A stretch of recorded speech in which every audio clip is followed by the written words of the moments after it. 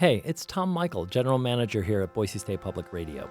Right now, public media is under threat.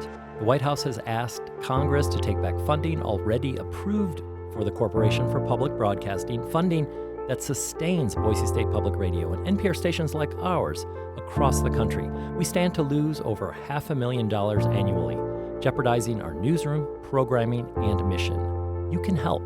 Learn how to take action at boisestatepublicradio.org/funding.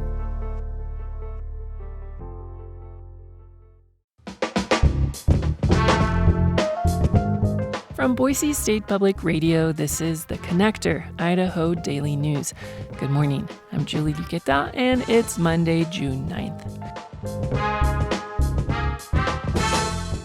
Today, we'll give you details on the upcoming wildfire season, expected to be historical. Speaking of high temperatures, we'll follow up with a roundup of this week's weather report. We'll also take you to a new exhibit highlighting how some artists respond to hate. But first, a story about a statewide survey to count butterflies. Maybe that's something you'd like to do this summer. Well, stick around. I have just the story for you. Idaho Fish and Game is looking for volunteers to survey monarch butterflies across the state this summer. So, how does one count butterflies? Great question. There's a lot of different ways. Fish and Game wildlife biologist Tempe Reagan says counting them as adults as they flutter about can be difficult. But really what we can survey for systematically are the caterpillars and the eggs. Those can be found nestled in milkweed, a hardy plant with bunches of yellow or purple flowers.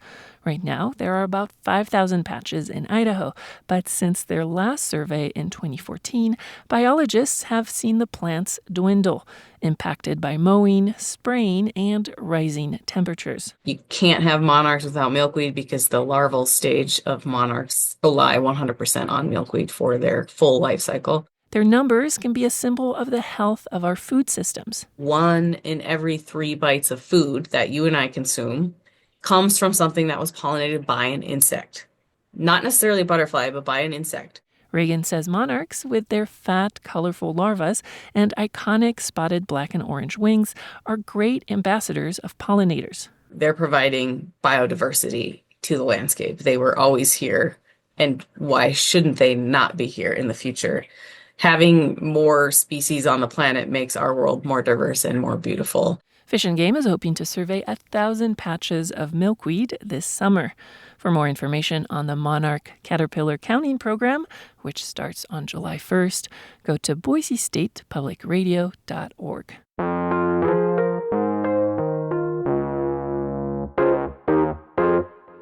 Following a 1,400-acre brush fire late last week near Parma, the Caldwell Fire Department has issued a burn ban within city limits.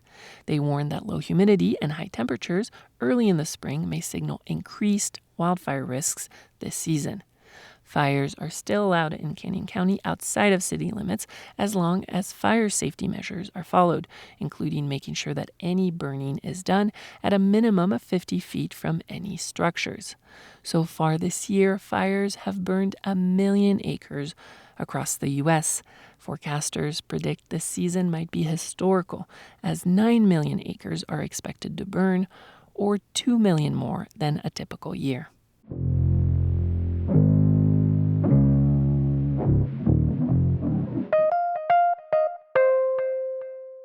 And now a quick weather update. The Treasure Valley and western Idaho are under a severe weather warning for the next few days, as some parts of the state will see temperatures in the high 90s, low 100s. Boise will be sunny and hot today with a high near 97, low 66. Lewiston will also be sunny and also hot with a high of 103, low 68.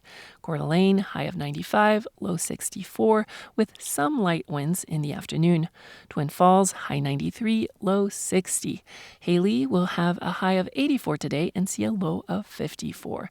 And finally, Salmon will see a high of 88 and a low of 59. Some relief, however, is expected by Wednesday, with some slight chances of rainfall across the state by then.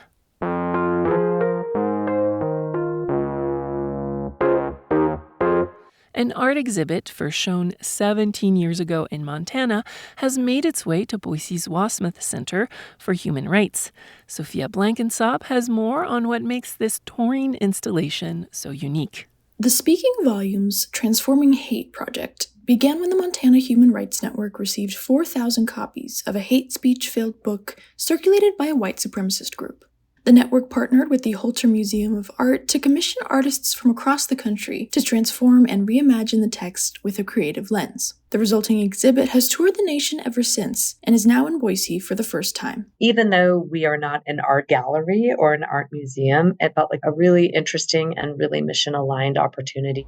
That's Christina Bruce Bennion, Executive Director of the Wasmuth Center for Human Rights. She says that while the exhibit has been around for more than a decade, its message of hope and kindness as a force against hate speech and discrimination remains relevant as ever.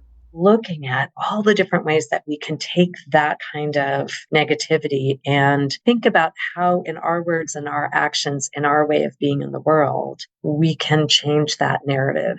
The artwork is currently installed at the Irma Heyman House, the Albertsons Library at Boise State University, and the Wasmuth Center for Human Rights.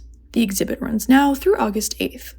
Sophia Blankensop, Boise State Public Radio News. That's your connector for Monday, June 9th, 2025. I want to thank you for joining me this morning and listening to Boise State Public Radio. Our general manager is Tom Michael. Our news director is Sasha Woodruff.